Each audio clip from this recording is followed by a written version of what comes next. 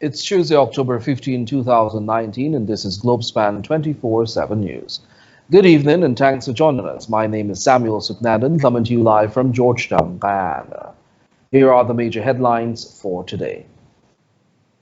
5 people killed in a horrific accident at Friendship on the east bank of Demerara. Stalemate continues at GCOM over house-to-house registration and claims and objections. Family of missing Berbice boat captain has hopes of his survival. PUC orders GTT to revert to substantive billing information system. And GGDMA calls for justice over brutal slaying of gold miner. Over to you, Whitney. Thank you, Samuel. Good evening. Here's what's making the headlines today in the region and around the world. American Airlines will host Get to Know Guyana Day, highlighting Guyana's rich culture and heritage. A Trinidad and Tobago surgeon practicing in England has been dubbed a hero for a facial reconstruction surgery. 1 dead and several trapped as a 7-story building collapses in Brazil. And a newborn baby in India is fighting for her life after she was discovered buried alive. And finally, police in Nigeria freeze 67 pupils held captive at an Islamic boarding school. These stories and more in just a short while. Let's join Kingsley Bryan for sports headline for today. Thank you, Whitney. Here's a look at some of the stories we'll be covering in sports. The Golden Jaguars thrashed the Benin Boys in CONCACAF match at Leonora.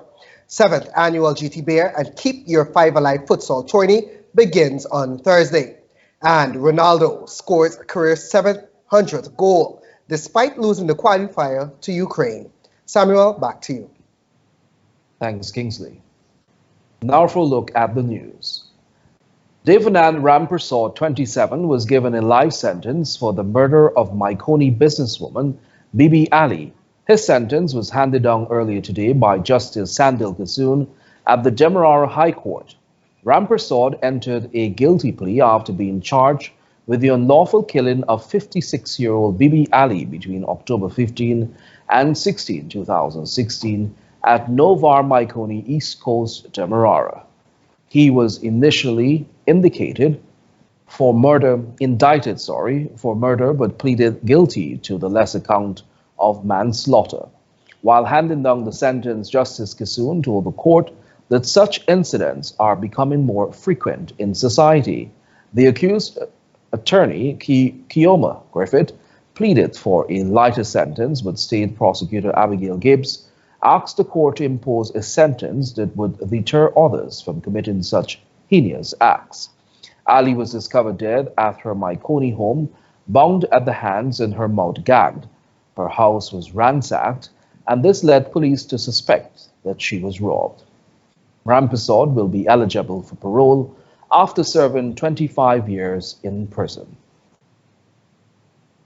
Meanwhile, a crash early this morning in Friendship on the east bank of Demerara claimed 5 lives and left 2 other people injured, according to media reports. Kingsley Bryan, who was ably assisted by our roving cameraman Narish Sugrin at the scene of that accident, brings us the full details in this report.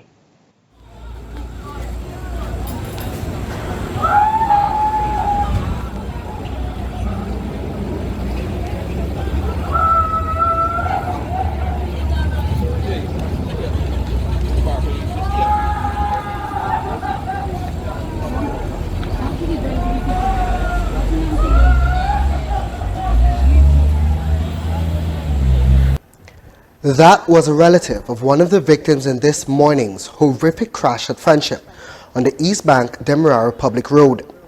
Sounds of sorrow and anguish permeated the atmosphere at the Diamond Diagnostic Center as the news of more confirmed dead victims began to circulate. It soon morphed into a sight of sheer horror. The accident that claimed the lives of 5 persons at Friendship on the East Bank reportedly occurred around 6 hours on Tuesday and involved a police vehicle and a motor car, which was being driven by the now dead Leon Tucker. Reports indicate that Laverne Stobie, a police constable and a mother of 4 of 3rd Street Friendship, was on the public road awaiting transportation to go to work when Tucker, who is reportedly her nephew, drove by and offered to drop her. A recently married couple, identified as Herbert and Denise Josiah, were already in the said car on their way to work at the very Diamond Diagnostic Center. Tucker, the 33-year-old driver of the motor car, was attached to the Guyana Defense Forces Camp Stevenson at Tamari. CCTV footage obtained from the scene shows the horrific head-on collision as the police vehicle slammed head-on into the car. The police car was being driven by a presidential guard, identified as Ronald Barker, of Betafo on the east coast of Demerara, and he also lost his life in the tragic disaster. He is said to be the father of 2 young girls. From the CCTV footage, it was observed that upon seeing the police vehicle, Tucker applied brakes and stopped in his lane when the speeding police vehicle slammed into him and ended up inside a trench. Tucker's body was left protruding from the shattered windscreen, while the bodies of his aunt, Stoby, and the married couple were lying at the side of the road. The Guyana Fire Service was called to the scene to cut open the smashed-up vehicles to get the injured persons out. They were then rushed to the Diamond Hospital, where doctors pronounced 5 of them dead. At the Diamond Diagnostic Center, the scene was tense, with relatives and friends trickling in upon hearing the sad news. Staff at the said institution were also thrown into a somber mood after learning of the demise of their 2 co-workers, who are the recently married couple. Stoby's youngest son, who was at the hospital, was inconsolable and struggled to voice what he heard had transpired.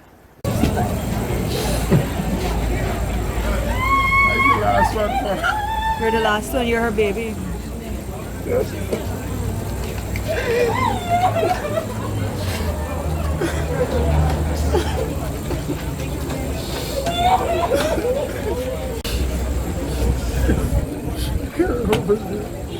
But I got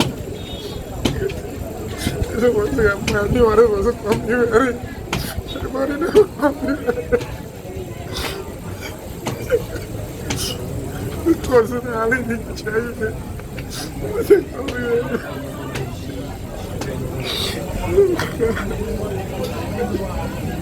One man identified as Travis Fullington, a 25-year-old presidential guard, is reportedly currently receiving medical attention at the Georgian Public Hospital Corporation. There are reports that the police vehicle involved in this morning's smash-up was an outrider vehicle for the presidential convoy. President Granger was also on the scene assessing the damage. However, in an official statement from the Ministry of the Presidency, the President expressed condolences to the families and friends of the deceased. In a subsequent statement, the ministry said the police vehicle involved in the tragic road accident was not part of President David Granger's convoy. The police vehicle at the time of the accident was headed south along the East Bank corridor in the direction of Tamari, while the passenger car was headed north in the direction of Georgetown. President Granger was at another East Bank Demerara location at the time of the accident, according to the statement. For Globespan 24x7 News, this is Kingsley Bryan. A very sad report there. We'll continue tonight's news by telling you that yet another meeting of the Guyana Elections Commission, GCOM, ended in a stalemate, in this instance over a decision to replace ID cards. PPP nominated Commissioner Bibi Shadiq, following the meeting, expressed her frustration and dissatisfaction over what obtains at the weekly meetings. She maintains that the government nominated commissioners are seeking to frustrate the process, while at the same time will disenfranchise a large number of Guyanese. Right now the push is to let people not vote. Yeah, right now the argument that Commissioner Corbyn is making on the other side, if people don't go and verify, you know that thing that was in the order that came out, well, they want to go it through another way. If you don't go and do it, then you either have your name highlighted on the voters list that you didn't verify. So, you know, any presiding officer see if highlighting, well, there's a bad idea, you should allow vote because you can do something. Well, you know, I'm not going for that. And then there's another push. There's another push to deregister some people. because they didn't go uplift the ID cards and they know where they're there. Well, you know, the law says there are two ways in which you can take people off the register. If they die, and you can prove that, or if they're gone crazy. So the law is very clear, but apparently these commissioners are intensely, I don't know, they're afraid of people going to vote. Shadiq stressed that the actions of the government-nominated commissioners are not going down well with her. See, they're banking on the fact that the chairman is new, and she doesn't understand what it is they're saying. When they're saying to cancel the registration, that it means to take the person off the register. So, you know, she has to be convinced that that's what they're talking about. The opposition-nominated commissioner said a vote on the issue wasn't possible since a commissioner was absent from today's meeting. She's of the view that persons who have not collected their ID cards should not be deregistered, which is what the commission now has to decide upon. However, she is not optimistic that a decision will be made at the meeting next Tuesday. Frankly, let me tell you something. We keep meeting twice a week here for the past 2 weeks or 3 weeks, and nothing new happens. You know, they regurgitate the same kinds of things. So it's no use. They are intent on disenfranchising a whole set of people. However, government-nominated Commissioner Vincent Alexander relayed that such is not the case. The invitation to electors who did not participate in the house-to-house exercise, whose names are on the preliminary list, to come forward and do a verification. Which verification, if not done, could result in their names being highlighted on the eventual voters list. Alexander maintained that there will be no deletion of names from any lists. He said that highlighting of names serves a completely different process. No, certainly not. All it means is that you're creating an awareness of people whose whereabouts is unknown, and therefore trying to create a greater alertness in the polling station when people come to vote in those names. Because, as we have said at the very inception, voting list provides the opportunity for multiple and substitute voting. And so you need to be alert about the names which can be used for the purpose. He said this alert will be made public and advertised extensively, along with the consequences of failing to do so. As it relates to claims that the government side are trying to delay the elections using various tactics, Alexander also rubbished those claims. Not delaying anything, because all of these processes will be realized within the time frame for the purpose of elections on the 2nd of March. There's absolutely no intent.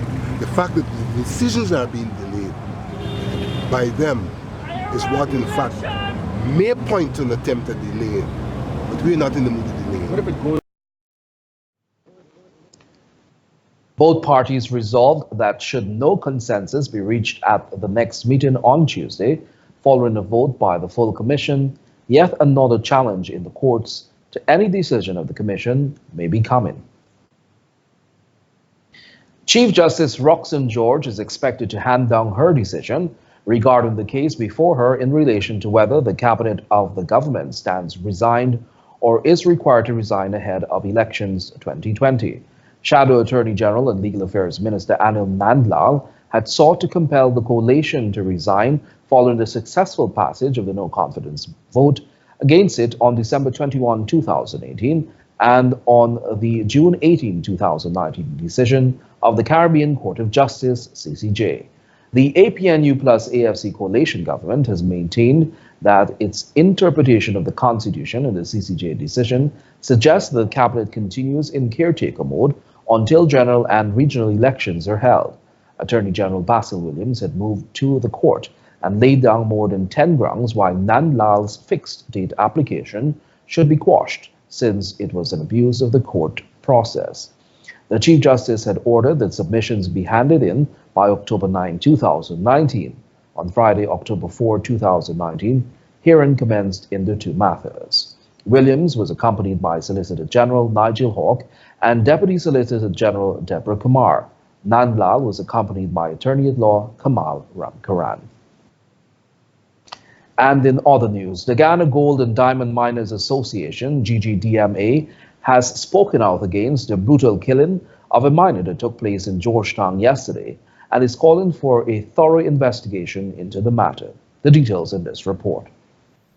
The GGDMA says it is deeply saddened over what they described as a cold-blooded killing of one of its members and miner Dion Stahl yesterday as he was about to conduct business at the establishment of Eldorado Trading. In expressing its profound condolences to the family of Stahl, the GGDMA said the businessman's life was snatched away from him by, and I open quote, these animals, as he sought to conduct business in a transparent manner like any other decent citizen, close quote.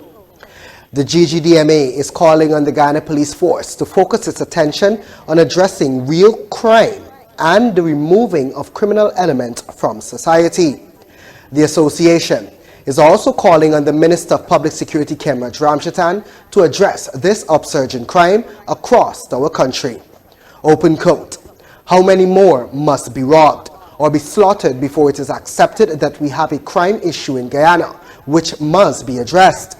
The time for seriousness is now. The Ghana Police Force and the Ghana Defense Force must weed out the rogue elements from among their ranks, since all they do is tarnish the image of the force and the law-abiding officers, close quote, the statement added.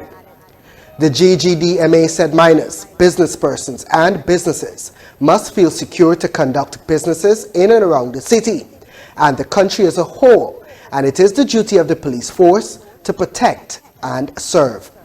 The GGDMA asked the following questions, and I open quote, where are the police patrols? What has happened to the hundreds of vehicles and motorcycles the government of Guyana has given to the Ghana Police Force? Are these vehicles being used for its intended purposes? And what are the Ghana Police Force's plans to address this upsurge in crime? Close quote. The GGDMA says it refuses to sit idly by and allow its miners to be slaughtered by these rogue elements. The association is therefore urging all miners to take full security precaution and call on the joint forces to take the necessary actions so that the streets, neighborhoods, interior and towns can be safe to live and conduct business. Dion Stahl was traced by a white vehicle and attacked by gun-toting bandits who shot and killed him. At least 2 other persons were injured. The police are yet to issue a statement on the incident. For Globespan 24x7 News, this is Kingsley Bryan. Thanks, Kingsley. The Ghana Bureau of Statistics today hosted an open day in observance of Caribbean Statistics Day 2019, being held under the theme Building Resilience of the Caribbean Community. Head of the Human Resource Finance and Administration Department, Gillian Foster, speaking on the sidelines of the event, disclosed to Globespan 24x7 News that the open day gives the public an inside look on how the information and statistics obtained by the Bureau is utilized. The focus of this event, the theme for this event is building resilience in the Caribbean community. It's showing how we pull together statistics as a team, stakeholders, suppliers of information, users of the information, and how we pull it together to build the Caribbean community. The general public. Because the idea is today is to share information about the person who we work with. We have Office of Climate Change, we have Geotech, Vision, we have Ministry of Public Health, we have presentations by Green State Development Strategy Coordinating Office. We also have presentation by Department of Energy, Ministry of Public Health, and According to Roger Rupchan of the Regional Statistics Office in the CARICOM Secretariat, Caribbean Statistics Day is aimed at raising the profile of statistics in CARICOM. He said it is also used to intensify the call for reliable and timely data that students, policymakers, researchers, business owners, and others could use for evidence-based decision-making. Now, why is statistics so difficult to grasp? I guess in some cases, people just have a sort of negative mindset to it. People think it is hard, maybe even a bit boring. But the truth is, I don't think people realize how useful statistics is in everyday life and how often we even use data without even realizing, right? So it's not only government officials or technical people who use data. If you see, for example, in sports, more and more data is being used to measure performances of like athletes, right? The traffic lights, for example, we take it for granted how the timings maybe is set, but ideally some amount of data would have gone into that. So for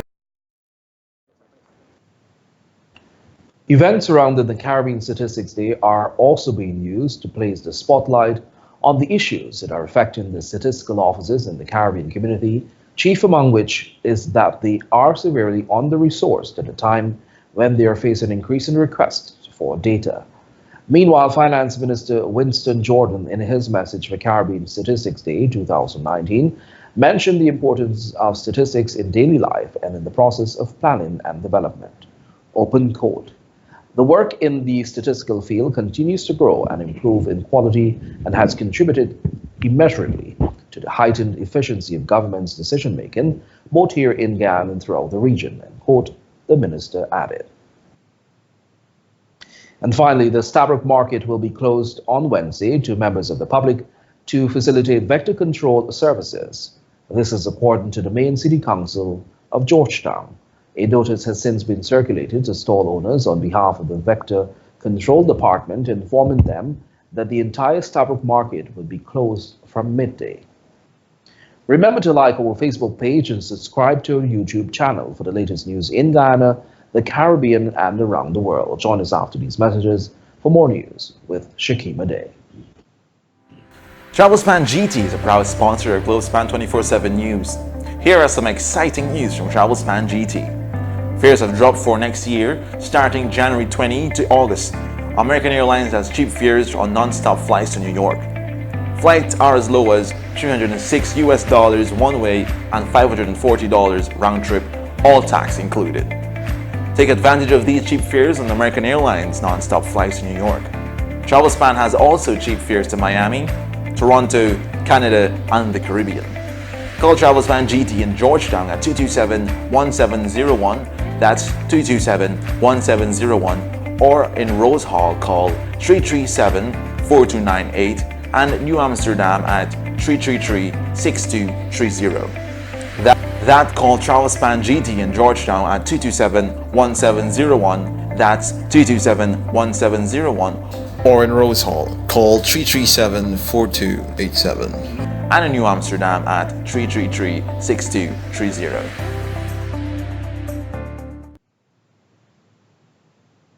Welcome back. Thanks for staying tuned.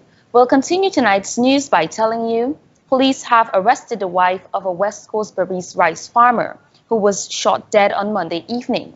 The dead man has been identified as 59-year-old Gregory Reynolds of number 8 Village, West Coast, Berbice. According to information reaching Globespan 24x7 News, the man entered his yard and noticed 3 men hiding behind his home. He confronted the men and a scuffle ensued when the men tried to gain entry into the house. The farmer reportedly screamed for his wife and granddaughter to hide in the upper flat of the home. Moments later, a single gunshot was heard. Reynolds was subsequently discovered dead with a gaping hole to his chest. The man allegedly had in his possession over $700,000, leading police to rule out robbery as a motive. It was revealed that the man had recently acquired a large plot of land from another farmer in the area. Family members have called for a thorough investigation to be conducted. Meanwhile, the autopsy revealed that Reynolds succumbed due to shock and hemorrhage from a single gunshot wound, and he also received lacerations to his head. Investigations are ongoing. We will now take you to the Asian county where the family of missing Berbice boat captain, 20-year-old Vishnu CRAM, is holding on to hopes of his safe return, despite the chances are very slim at this point. More in this report. Described as a bubbly young man with the aim of providing a better life for his family, 20-year-old Vishnu Singh is missed dearly by his family. The young man, in the company of 3 others on October 5th, departed the number 66 Village Wharf for Dutch waters with the hopes of returning in 14 days. But this plan went awry when police discovered the abandoned boat Sarah 1 on Friday last at the Fort Wellington foreshore with bloodstains on the missing crew. Police have since recovered the bodies of 2 crew members, Lamar Patri 20 and Kawal Kasoon 36, but Vishnu Siram and Marvin Tameshwar are still to be found. Siram's mother, speaking to Globespan 24x7 News via a telephone interview, relayed the last conversation she had with her son. He left on Saturday morning. That's the last thing he walked up on his yard. He kissed me, tell him, Mom, I try my best to go make a trip to pay out the money. He tell her, okay, we should go along. And he gone until Friday night when the police come, that one I can hear back. Until today, I don't find any signal of him, but I'm nothing. According to the woman, family members are starved for information, as the police have not disclosed anything yet regarding search efforts. The distraught woman told Globespan 24x7 News that the family is hoping for his safe return, despite the other crew members have been found dead. Right now, I don't know if my son alive, and if my son alive, I'm happy to find back my son if he's alive, or if anyway there, if he can be back alive, I happy to die, like he can come home alive, so I'm happy to see back him alive. According to her, on multiple occasions, she begged her son to find a job that does not require him to go out to sea, but he was firm that this is what he wanted to do. There's a wrong, and I told him lots of times, Kevin, stop the sea walk. I call him Kevin. I always tell he stopped sea walk because when I watch the news, I just see every time the sea always get a problem and nothing doing. And then he tell Mr. Mommy, why are you going to find a job on road, you know? He tried to get a job on road. He come out to the supermarket store. He search. There is no job. Sometimes he wake up, he just said it's full up. They don't have a thing, and then he home without no money. So you have to go and get the job. So that's why he can evenings, take a daily bread, make left house, and go there. And he knows when he go yard, just make up, couple dollars and come back. Search efforts are still ongoing to find the missing men. Police in Guyana are collaborating with Suriname authorities in their quest to find both men. Shiki Made for Globespan 24x7 News. Meanwhile, the autopsies conducted on 20-year-old Lamar Patri and 36-year-old Kawal Kasoon by state pathologist Dr. Nihal Singh revealed that both fishermen died from multiple health injuries and drowning. Globespan 24x7 News will continue to provide updates on this story as it develops. And in other news, the Public Utilities Commission has instructed the Guyana Telephone and Telegraph Company to revert to its old billing system following its decision on a complaint filed against the company. The complaint was made by activist Raman Gaskin, who questioned why the company's monthly invoice was unilaterally changed without prior information and permission. Gaskin stated that his tax invoice for the month of May was changed, and consequently, there was an exclusion of the substantive billing information which had been in the previous bills. On September 12, a hearing was facilitated between him, the utility company, and the Consumer Association.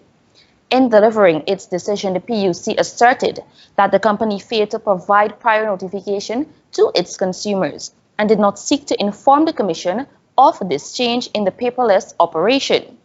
Globespan 24x7 News spoke with Gaskin via telephone today to get his comment on the decision. Well, the decision is something that I was trying to get, that I complained about. That GT&T had stopped sending me my bill unilaterally. And that's why I made a complaint to the PUC. I'm the person that lodged the complaint. I think all the customers, over 100,000 people, that stopped sending out the bills with the details of the overseas calls and the cell calls. There's over 100,000 people, I think, they stopped sending out the bills to them. And you couldn't see the details of the billing, how they arrive at it. Yeah. The argument is that they have stopped doing it unilaterally without approval of the PUC. That's the main argument. They did not have approval from the PUC to change the way they send out the bill. That's the main argument. You need approval from the PUC when you need to change these things. And not everybody has access to online facilities. So, it can be done like that. The PUC mandated that any consumer who had received a new billing format with effect from May 2019 to date and is desirous of receiving their detailed tax invoice is to be issued same free of charge for each billing period as requested by the consumer. Public notices should also be prominently placed via the print and online media and short messaging service SMS notifying customers of the new billing format and the choice to remain with paper billings. And that right there speaks to the power of the people. And now for some more crime news. The man who was strangled to death on Saturday night on Church Street, Queenstown, Georgetown, during an alleged robbery has been identified as 32-year-old Jason Jabari Bowen. According to police, at about midday on Monday, his mother, Ingrid Bowen, who is a security guard, identified his body. The police said that the woman related that her son lives on Camp Street, Georgetown. It was reported that on the night in question, Bowen of A Fields of Fire, Greater, and the suspect were involved in a scuffle when the suspect wrapped a belt around his neck and strangled him. Persons who witnessed the altercation rushed to render assistance, but by then it was too late. The man was dead while the murder suspect attempted to flee the scene. However, persons managed to grab onto the assailant and restrain him. Police were called and he was handed over. Charges will be laid against the suspect shortly. Meanwhile, Australian-owned gold mining company Troy Resources has moved to lay off certain workers after they were issued a cease order following the death of one of its employees. The People's United and General Workers Union wants to see that the workers are at some point reinstated. More in this report. Administrator of the People's United and General Workers Union, Lincoln Lewis, has conveyed grave concerns over the workers who were laid off from the Australian gold mining company Troy Resources. This move comes days after Troy Resources announced that they will be temporarily suspending operations at their Karuni Gold Mine in Region 7 after being issued a cease order by government. This decision comes following the collapse of a mining pit on October 8 that claimed the life of Ryan Taylor of Albertown, Georgetown. Lewis told Globespan 24x7 News that the letter the workers received contained no details about them receiving any benefits. Well, I saw the letter. All that they say is that the people will be given. Nothing has been mentioned about what will happen between now and when they're ready to what do you call it, to reinstate people to start up operation in fact. According to Lewis, the union is paying close attention to what happens next, as the letter did not detail whether or not the laid-off workers will be back on the job when operations resume. They have not said whether they are going to reinstate everybody or anything of the sort. The letters them that they give to people is just bald, saying that you'll be laid off. And it is merely laid off because the minister has given some instructions. That's all they said. For Globespan 24x7 News, Shakima Day. We will provide further updates on this story in a subsequent newscast. And finally, production of oil is expected to commence in the first quarter of 2020, and the country is projected to receive more than $62 billion in the first year. With this in mind, the Director of the Department of Energy, Dr. Mark Baino, has called on indigenous leaders to craft a strategic plan to ensure their communities benefit equally from those resources. Dr. Baino was at the time addressing over 200 Tushaus and other indigenous leaders in Georgetown for the 13th National Tushaus Council Conference at the Arthur Chang Convention Center. Dr. Baino said that to date, there are over 13,000 Guyanese who are already employed within this new and emerging sector. Guyana has also benefited from over 150 million already injected into the sector. He further outlined that going forward, indirect benefits will include associated gas, which can help in electricity, stability, and the reduction of the cost of energy, and even more training opportunities. The Tushaus called for more education and awareness programs on oil and gas within the hinterland villages, to which Dr. Bino agreed and said his department will be moving in that direction. We will now take a short commercial break. Do stay tuned for regional, international, and diaspora news with Whitney Prasad at our New York studio. To keep up with breaking news in Guyana, the rest of the Caribbean, and on the international scene, like, follow, and subscribe to Globespan 24x7's Facebook and YouTube news page. Join the conversation, get live news on the go, and news and details right here on Globespan 24x7 News. Travelspan is a proud sponsor of Globespan 24x7 News. Travelspan has some cheap fares to Guyana on American Airlines flights. Fly from January for $234 one-way and $512 round-trip. Take advantage of these cheap fares on American non-stop flights from JFK to Guyana. That's non-stop flights from JFK to Guyana starting as low as $234 one-way and $512 round-trip.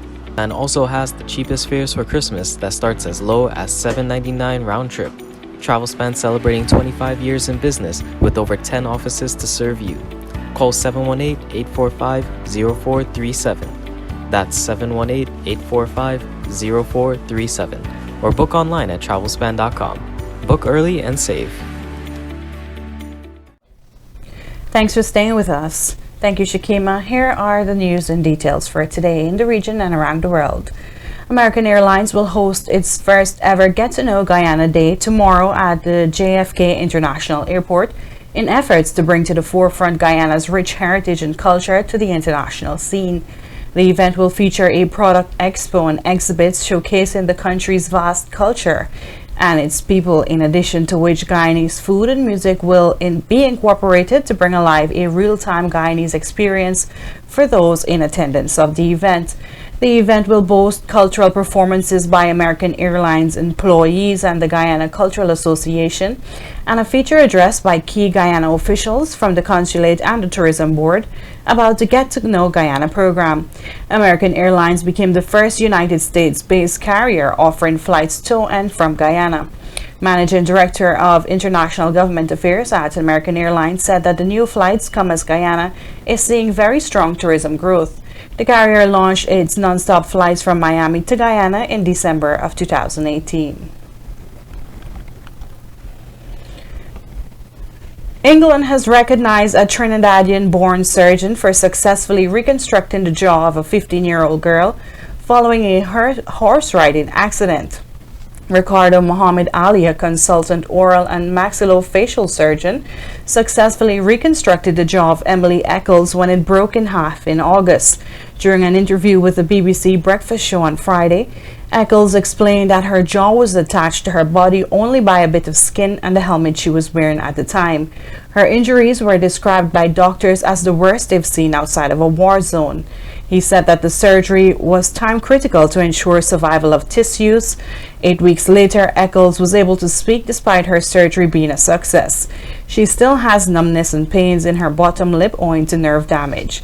Her recovery, Muhammad Ali said, was remarkable. With such a remarkable recovery, many have hailed Dr. Muhammad Ali a great hero, dubbing his work as a miracle. A 7-story building has collapsed in the city of Fortaleza in northeastern Brazil, killing one person and trapping more than 10 others. 7 people, among them a 60-year-old woman and a 20-year-old man, have been rescued, but firefighters said the situation remained dangerous, as there were a risk that rescuers could get caught in further collapses. Video footage posted by neighbors shows a pile of rubble where a 7-story building once stood and rescue workers searching for survivors. Firefighters were alerted of the tragedy by phone calls from people buried beneath the rubble. The building, in an upscale neighborhood of Fortaleza, is about 40 years old. It is unclear if the building had met the required building codes and standards of the Housing Authority in Brazil. Taking a look at what's happening in the United States. The son of the frontrunner in the U.S. 2020 general elections, Joe Biden, has come forward to clarify his foreign business dealings in Ukraine, owing to constant attacks by the White House and increase in media scrutiny. Hunter Biden, 49, who had business ties in Ukraine and China in recent years, told the ABC News in an interview that he did nothing wrong but admitted to poor judgment as it relates to his business ties on his part, leaving him open to political attacks. Biden stressed his record on the board of the UN World Food Program and worked for the U.S. corporations to defend his lucrative role as a board member of the Ukrainian gas company. Biden's interview comes ahead of Tuesday evening Democratic debate where former President Joe Biden will square off against 11 other presidential hopefuls. The union representing thousands of public high school teachers in Ontario on Tuesday announced that it will hold strike votes in the coming weeks, blaming the progressive Conservative government for failure to address key issues in contract talks. President Harvey Biscoff of Ontario Secondary School Teachers Federation said voting will begin October 22nd and finish November 15th. He said after 5 days of bargaining, the government and school boards have refused to engage in any substantive discussions. Biscoff said the strike vote does not necessarily mean teachers will walk off the job. Contracts for most of Ontario's education sector workers expired on August 31st, and negotiations are at various stages. Education Minister did not immediately respond to any request for a comment. According to reports, Royal Mail in the United Kingdom is facing its first national postal strike in a decade after staff voted overwhelmingly for action. It is believed that the dispute between the workers and the firm is over job security and terms and conditions of employment. More than 97% of votes by members of the Communication Workers Union CWU backed the strike. Turnout was 76%. Strike dates have not yet been determined as of yet, but the union could target the annual Black Friday retail sales event in late November and Christmas post. The CW says an agreement reached with management last year to raise pay and reform pensions is not being honored. About 110,000 members of the union were balloted in the dispute. Taking a look at what's happening in India, a newborn baby is fighting for her life after she was discovered buried alive in a clay pot in northern India. Doctors say she remained in a critical condition, suffering from septicemia and a dangerously low platelet count. Healthcare workers believe there are chances for survival, but it can only be sure after 5 to 7 days. A senior police officer in the district where the girl was found told reporters that he suspects the parents' involvement in her burial because no one came forward even after the case was widely publicized. The newborn was found accidentally on Thursday by a villager who was burying his own daughter who was stillborn. Police have lodged a criminal case against unknown persons and say they are looking for the girl's parents. They have not speculated on possible motives. Police in northern Nigeria reportedly freed 67 pupils who were found shackled at an Islamic State boarding school. According to reports, the victims were tortured and abused. One student who spoke to reporters said beating, abuse, and punishment is what they always do to students at the school. 2 teachers as well as the owner of the school have been arrested. Last month, more than 300 male students were freed from a similar boarding school in neighboring Kaduna State. Islamic boarding schools are common across the mostly Muslim north of Nigeria. In a statement released on Monday, police said the boys and men were chained and subjected to inhumane and degrading treatments. Some had been sexually abused. Taking a look at what's happening in the world of commodity and the international markets, gold prices eased on Monday, extending their fall into a third session as optimism surrounding the U.S.-China trade talks increased risk appetite, while a slight uptick in the dollar weighed on prices. Spot gold dropped 0.2% to $1,485.86 per ounce, having shed 1% in the previous weeks. Prices were set to decline for 3 consecutive daily sessions. On technical charts, spot gold looks set to fall $1,446 per ounce as it cleared the key support at $1,488 per ounce.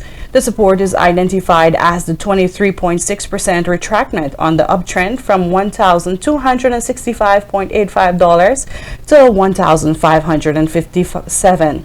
The next support stands at $1,446. The price drop on October 11 confirms the continuation of a downward trend for gold. That wraps up news in the region and around the world. Let's join Kumar Doshi for tech news at our studio in India. I'm Whitney Prasad coming to you live from New York. Stay tuned for more news to come. Namaste, salam and good day to everyone. Thank you for tuning into TechBeat on Globespan 24x7 for the news in tech world. What is educational technology? It is a study and ethical practice of facilitating learning and improving performance by creating, using and managing appropriate technological processes and resources. Or in simple terms, it is the use of physical hardware, software and educational theoretics to facilitate learning. Cisco, Google, Microsoft and Apple are the four big players in educational technology.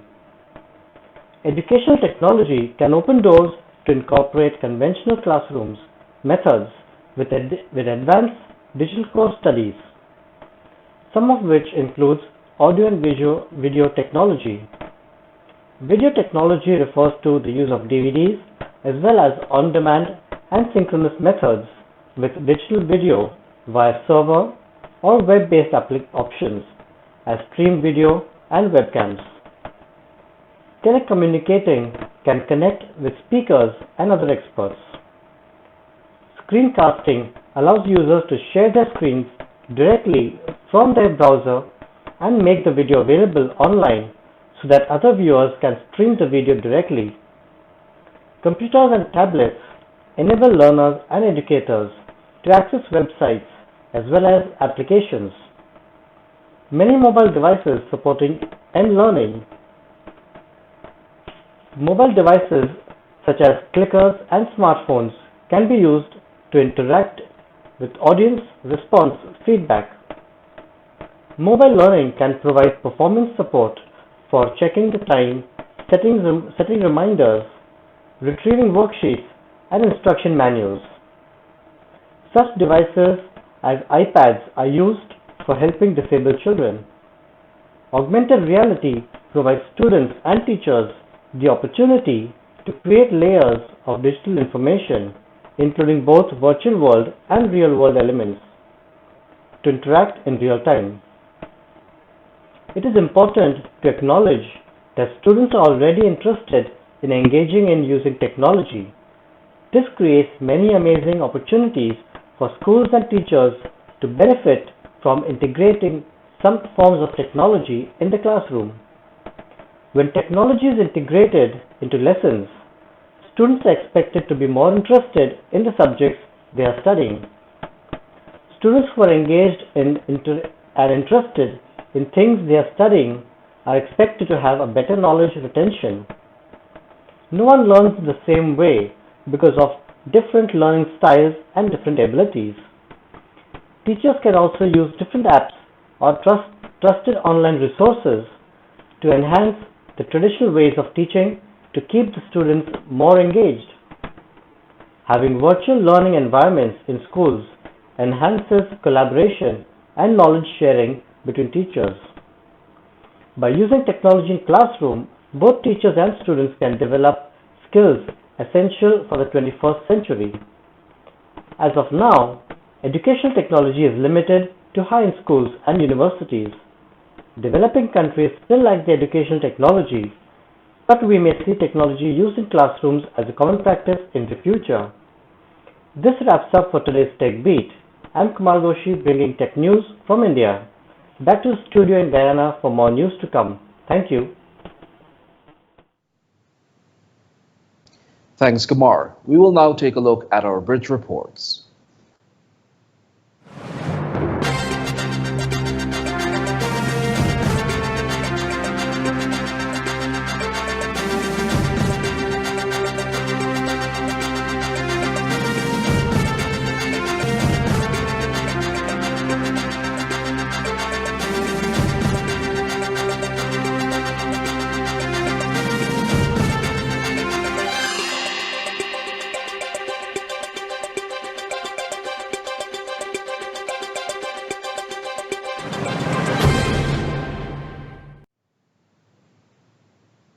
And we'll now shift our attention to look at what's happening in the world of sport with Kingsley Bryan.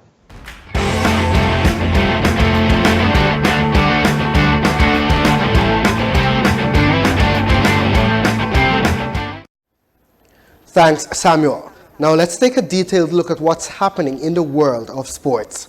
We'll tell you now that the Golden Jaguars, Ghana's senior men's football team, played brilliantly and got their revenge on Antigua and Barbuda's Benin Boys with a 5-1 defeat last night at the National Track and Field Center in Leonora in an all-important CONCACAF Nations B League Group C match.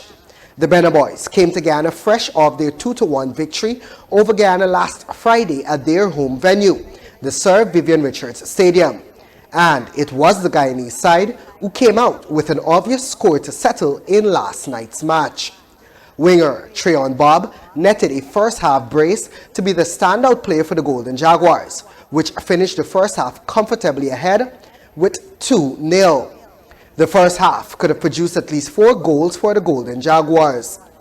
Dandre Bishop scored Antigua's lone goal in the 47th minute. But besides that momentary setback from Guyana, the visitors didn't receive any other chances of securing a comeback in the match. Holder played a backheel pass that assisted Pernell Schultz, who slotted into an empty net for his first competitive goal for Guyana just in stoppage time. Ghana's next match in the CONCACAF Nations League is on November 15 at home against Aruba, and 3 days later they travel to Jamaica, the Regaland, for their final group match. Also, we'll tell you that the National Gymnasium is expected to once again come alive with action when the 7th annual GT Bear Keep Your Five Alive futsal tournament begin on Thursday, with opening action commencing from 19 hours. This year's tournament will see the top 4 teams winning cash in excess of $1 million. Hence, a new feature of the tournament is that the top 4 teams will be rewarded with cash prizes and other incentives. The invited teams are Gold is Money, Sparta Boss, Leopold Street, Tiger Bay, All Boys Town, BV, Melanie, Rides Last, Avocado Ballers, Future Stars, Back Circle, Northeast La Penitence, Showstoppers, Broad Street, Alexander Village, GWI, Upsetters, LA Ballers, Bagotstown, Sophia, Spot 7, Charlotte Street, Old School Ballers, and Bent Street. The team's representatives will soon be provided with all the relevant information regarding the group placements and fixtures, along with a breakdown of the individual prizes for the respective winners. Among the corporate entities that have signaled their intention to support the tournament are GT Bear, Hits and Jam, 94 Boom FM, Star Party Rentals, Royal Castle, Prime Security, Fireside Grill and Chill, Keep It Clean Car Wash, Flashback 2020, and BK International. And internationally, Portugal striker Cristiano Ronaldo scored his 700th career goal in his country's Euro 2020 qualifier, despite their 2-1 defeat by Ukraine on Monday. Ronaldo's second-half penalty brought up the landmark as he became the 6th player to score 700 career goals. The 34-year-old now has 95 goals for his country, with Iran's Ali Day in front of him in the international chart with 109 goals, according to European football's governing body, the UEFA. On top of his goals for Portugal, Ronaldo has scored 450 goals for Real Madrid, 118 for Manchester United, 32 for Juventus, and 5 for Sporting Lisbon. The Juventus forward is still some way behind Czech-Austrian forward Josef Bican, who scored more than 800 goals in his career that spanned from 1928 to 1955, according to the UEFA. And that has brought us to the end of our sports news for today. Join us tomorrow as we continue to provide you more sport in action. Back over to you, Samuel. Thanks, Kingsley. And that has brought us to the end of today's news. Before you go, here's a recap of our major headlines. 5 people killed in a horrific accident at Friendship on the east bank of Demerara. Chief Justice to rule tomorrow in cabinet resignation case. Family of missing Berbice boat captain has hopes of his survival. PUC orders GTT to revert to substantive billing information system. And GGDMA calls for justice over brutal slaying of gold miner. Thanks for watching Globespan 24/7 News. On behalf of myself, Samuel Suknand, the news and technical teams in Ghana, New York, and India. Until next time, do have a pleasant rest of the evening. Goodbye for now.